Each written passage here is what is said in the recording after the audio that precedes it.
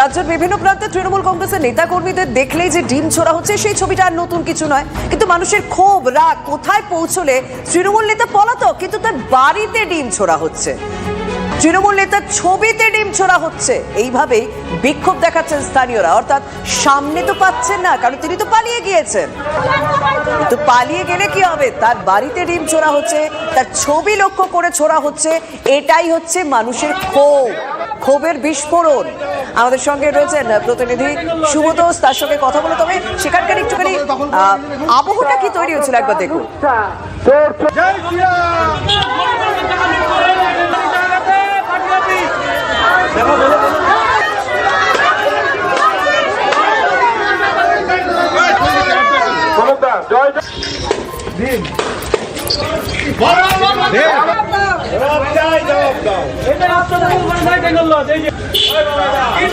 সঙ্গে রয়েছে প্রতিনিধি সুবোধ।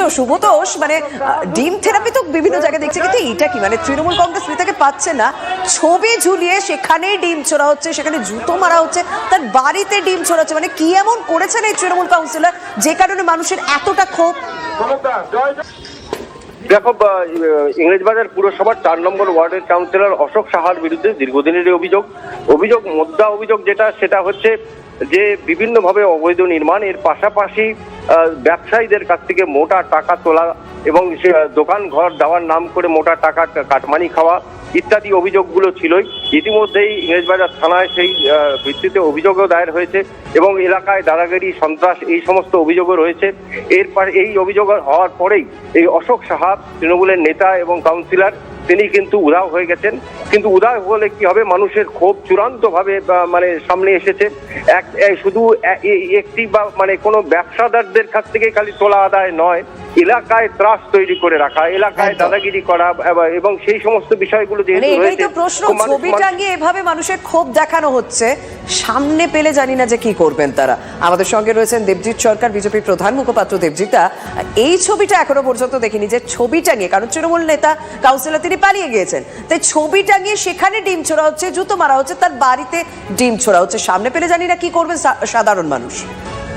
সুদীর্ঘ 1.5 দশক ধরে পশ্চিমবঙ্গের সাধারণ মানুষকে তৃণমূলের লোকেরা, নেতা থেকে সাধারণ কর্মী, সদস্য সবাই যেভাবে অত্যাচার করেছেন, যেভাবে উদ্ধত্ত দেখিয়েছেন, ভাষা সাধারণ মানুষকে তৃণমূল গত 15 বছর ধরে শিখিয়েছে, সেই ভাষা কিয়দংশ খুব অল্পই সাধারণ বাঙালি আজকে তৃণমূলের এইসব নেতা কর্মী যারা অত্যাচারী তাদেরকে ফেরত দিচ্ছে।